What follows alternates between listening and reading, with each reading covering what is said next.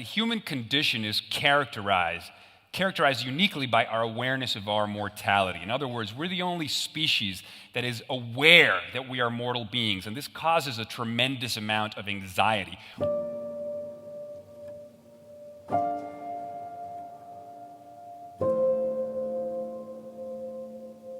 We have this capacity to ponder the infinite. We're seemingly capable of anything. We can mainline the whole of time through the optic nerve with our astronomy and with our space telescopes, and yet we're housed in these heart-pumping, breath-gasping, decaying bodies. So to be godly yet creaturely is just impossibly cruel. We would go mad if we hadn't come up with solutions to the death problem. And throughout history, Ernest Becker identifies three main solutions to the problem of death. The first one was the religious solution to the problem of death. You create a narrative in which your soul will live forever in the kingdom of God, and it gets rid of the death issue because everything will be taken care of in the end. Now, as science and technology increasingly made religion sort of more difficult to believe, we've had to come up with other solutions to the death problem. The second main solution to the problem of death that Ernest Becker identifies is the romantic solution. You turn your lovers into deities. She's like the wind, she's my salvation. It's the lyric to every pop song. She is the sun. But of course, no relationship can ultimately bear the burden of godhood. Eventually, your gods reveal their clay feet. And all of a sudden, we can't be saved by our lovers, and the anxiety about our mortal coil kicks in again.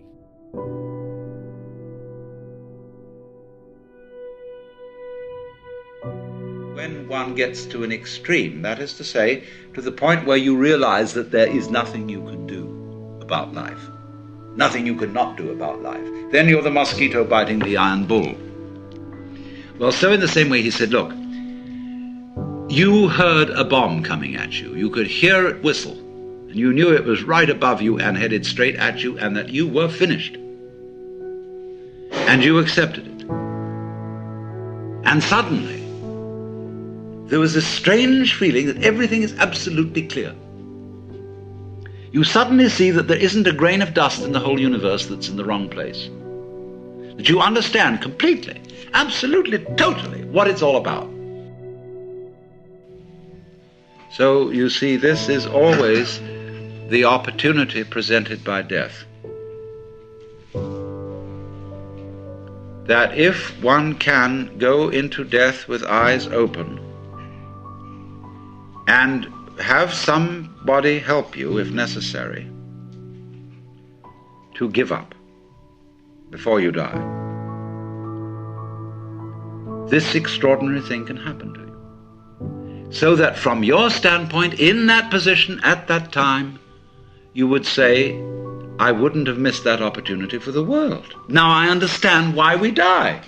The reason we die is to give us the opportunity to understand what life's all about.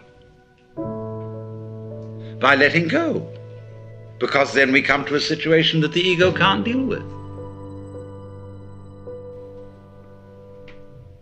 We can also look further into it and see that if our death could be indefinitely postponed, we would not actually go on postponing it indefinitely. Because after a certain point, we would realize that that isn't the way in which we wanted to survive. Why else would we have children? Because children arrange for us to survive in another way. By, as it were, passing on a torch, so that you don't have to carry it all the time. There comes a point where you can give it up and say, now you work. It's a far more amusing arrangement for nature to continue the process of life through different individuals than it is always with the same individual.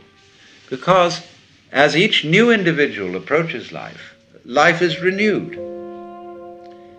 And one remembers how fascinating the most ordinary everyday things are to a child, because they see them all as marvelous, because they see them all in a way that is not related to survival and profit. And when we get to thinking of everything in terms of survival and profit value, as we do, then the shapes of scratches on the floor cease to have magic. And most things, in fact, cease to have magic. So therefore, in the course of nature, once we have ceased to see magic in the world anymore, we are no longer fulfilling nature's game of being aware of itself. There's no point in it anymore. And so we die. And so something else comes to birth, which gets an entirely new view. And so nature's self-awareness is a game worth the candle.